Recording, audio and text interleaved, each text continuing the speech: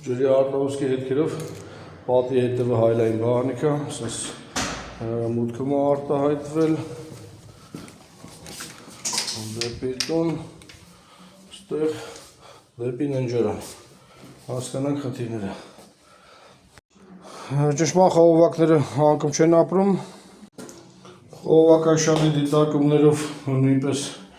խնդիրներ չհայտնաբերվեց։ Ստեղ մնում է երկու հավանական տարբերակ, սալիկի հերմետիկություն, որը դիտարկումներով վազում թե սալիկի անհերմետիկ վիճակներ են տեսել, տուալետի հետևն է բաց, այսինքն այս տումբայի հետևը ամբողջովին բաց է, սա կամերայով ցույց կտամ, այսինքն լողանալու ժամանակ այս լողախցիկի ջուրը առհասարակ կարան է արտահոսի ու տեղից արդեն իրար համալրին։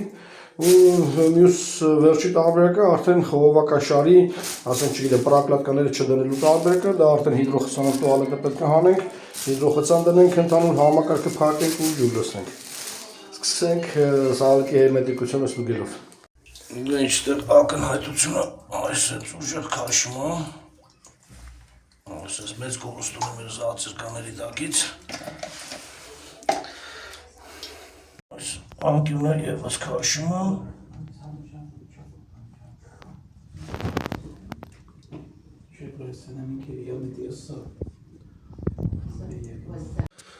Նաև առկա խնդիրներից, այսինքն տուալետի հետևը, այս կոռոբը,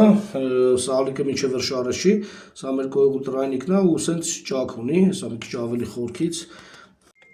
Սա էլ մեր բացվածքը, այսինքն այս սենց